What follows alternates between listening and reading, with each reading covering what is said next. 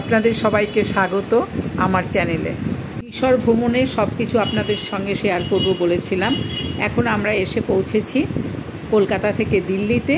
দিল্লিতে আমাদের ইমিগ্রেশন হয়ে গেল, তবে ইমিগ্রেশনে কিন্তু খুব একটা সময় লাগেনি, মাত্র 3 থেকে 4 মিনিটও লাগেনি। আমাদের কাছ থেকে পাসপোর্ট নেওয়া হলো আর ভিসা দেখা হলো। এর পরবর্তী ভিডিওতে কিন্তু আমি অবশ্যই জানাবো ভিসা কোথা থেকে করেছি, কিভাবে করেছি, সবটাই আপনাদের সঙ্গে শেয়ার করব।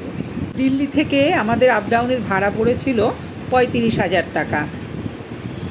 টিকিট কেটেছিলাম 7 মাস আগে। গালফ এয়ারে এসেছি আর গিয়েছি এয়ার আরবিয়াতে। লেওভার ছিল কিন্তু শারজাতে, খুব সামান্য সময়ের জন্য। আমরা ওদের আগ্রহে বসে আছি যে কখন ফ্লাইটে উঠব আর সেই স্বপ্ন পূরণ হবে। যা শেষ পর্যন্ত আমরা উঠে পড়লাম এবং আমরা নেবেও পড়লাম কায়রোতে।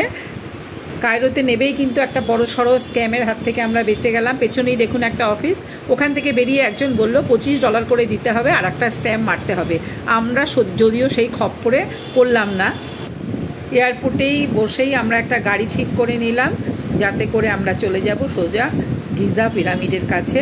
তাই কিছুটা মানি ডলার থেকে আমরা ইজিপিতে চেঞ্জ করে নিলাম, সেটাও এয়ারপোর্ট থেকে। সঙ্গে একটা সিম কার্ডও নিয়ে নিলাম, সেটাও এয়ারপোর্ট থেকে। অরেঞ্জ সিম কার্ড আমরা নিয়েছিলাম। সম্পূর্ণ তথ্য আপনাদের সঙ্গে শেয়ার করব। আপনারা ভালো থাকুন, সুস্থ থাকুন এবং মনের আনন্দে ঘুরে বেড়ান।